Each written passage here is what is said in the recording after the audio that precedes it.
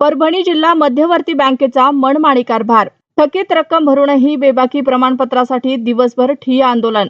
परभणी जिल्हा मध्यवर्ती सहकारी बँकेच्या वसमत शाखेकडून शेतकरी आणि सेवा सहकारी संस्थांची उघड अडवणूक होत असल्याचा संतापजनक प्रकार समोर आला आहे। विविध कार्यकारी सेवा सहकारी सोसायटी दगडगाव यांनी बँकेची थकीत रक्कम पूर्णपणे भरूनही बँकेकडून आवश्यक असलेले बेबाकी प्रमाणपत्र देण्यास टाळाटाळ करण्यात येत होते।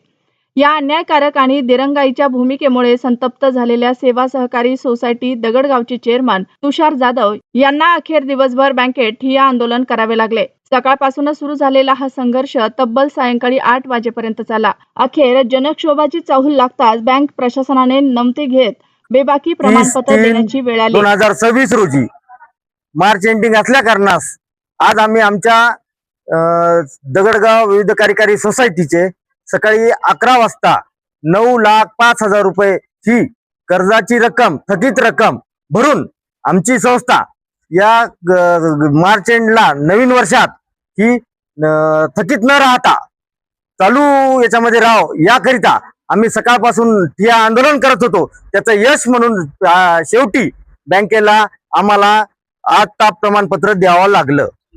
संध्याकाळी 8 वाजता त्यांनी आम्हाला बेबाकी प्रमाणपत्र 8 वाजता दिलेले आहे।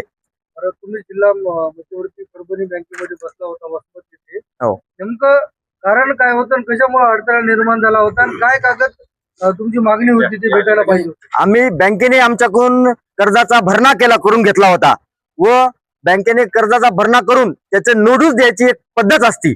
आज रोजी या तारखेला कोणत्याही या संस्थेवर थकबाकी नाहीये, तर तशा प्रकारची आमची मागणी होती, पण ते वारंवार टाळाटाळ करून हे आमची दिशाभूल करत होते। पण आम्ही सुद्धा हे आंदोलन केलं आणि त्याला यश आलं आणि आम्ही आता प्रमाणपत्र हातात घेतलेलं आहे। तुमच्यासारख्या एका नेत्यावर अशी वेळ येते, हे आंदोलन करावं लागतं बँकेमध्ये, सर्वसामान्य शेतकऱ्यांचे काय हाल होतात? मी नेता नसून एक सामान्य शेतकरी आहे आणि सामान्यातला सामान्य आणि सामान्यासाठी लढा देत राहील। शेतकऱ्यांचे तुमच्यासारख्या तुमच्या मागे आता बरेच शेतकरी आहेत, किती शेतकऱ्यांचे तुमचे हे हाल होत आहेत म्हणल्यावर शेतकऱ्यांचं काय आहे? सगळ्याच शेतकऱ्याचे हाल होत आहेत।